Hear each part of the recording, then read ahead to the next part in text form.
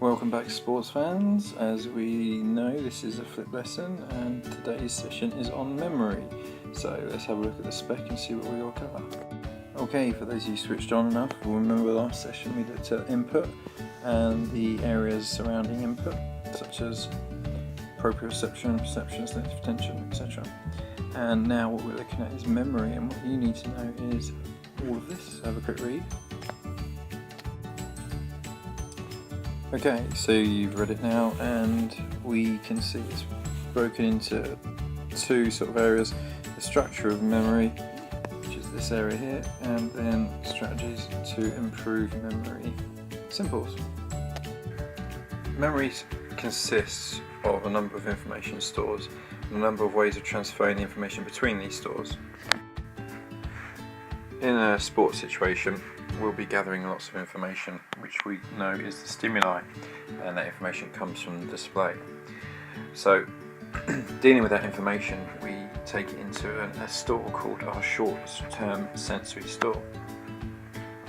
Now that's a massive load of information that we need to clear out and condense down, so we use selective attention to do that, which is, as we all know, is the filtering out irrelevant stimuli.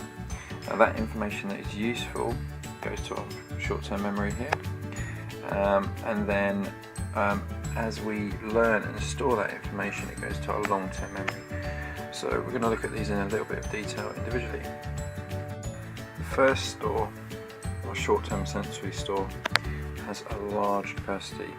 Information is stored for about 0.25 to 1 second before it's filtered out, so it's a really short window that this information comes in. The filtering takes place at the identification stage of our information processing, and we use selective attention to determine what transfers into our short-term memory.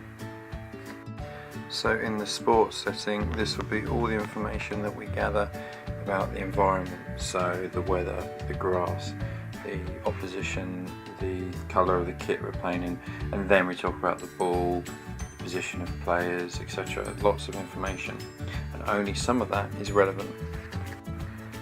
This is selective attention.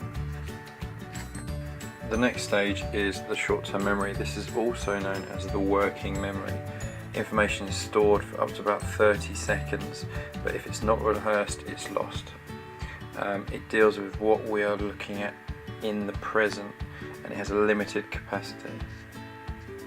And this capacity is about 7 plus or minus 2 pieces of information.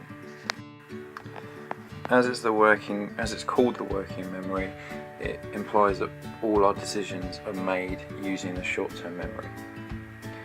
The next stage is the long-term memory. This has an infinite capacity, and information that is rehearsed from our short-term memory is stored in our long-term memory. This is also where we store motor programs. We haven't covered motor programs yet, but we are due to in the next couple of weeks. Information that travels between the short-term memory and long-term memory, and then back from the long-term memory to the short-term memory. This is how we make decisions. So if I need to recall something, you think about it and you retrieve that information from your long-term memory to make the decision in the short-term memory. This is a typical past exam question. You can see it's 4 marks. It's broken into 2 areas, so you have this question about the short-term memory, short-term sensory store, and the long-term memory, so you could assume 2 marks available for that part, 2 marks available for this part. We also have this word here, functions. So it's usually going to be asking about functions, or it's going to be asking about characteristics. So in this example, functions are what does it do, characteristics are how is it structured. So in terms of characteristics of the short-term sensory storm would be the storage capacity, large capacity, and the duration the information is stored for. The functions would be things like filtering out irrelevant information and passing the information on to the working memory, the short-term memory. So that's clues for the first bit of the short-term sensory store. You can go off and do some do the question on the long-term memory now. So this is going to look at methods to improve our memory. Here's an example of random things I want you to try to remember. So pause the video now for about 10 seconds. Okay, now I want you to recall as many as you can. Pause the video again for about 10 seconds. You should have remembered 7 plus or minus 2. Okay, the methods that we can look at is chaining, chunking and mental rehearsal. We're going to focus on chunking today, where we group together bits of information based on their associations. So we could group together animals, we could group together types of food, or we could group together nature. Sports could be bones, could be grouped together muscles, etc. Let's try that again, try and chunk the information ahead of us. If you need to pause it, feel free.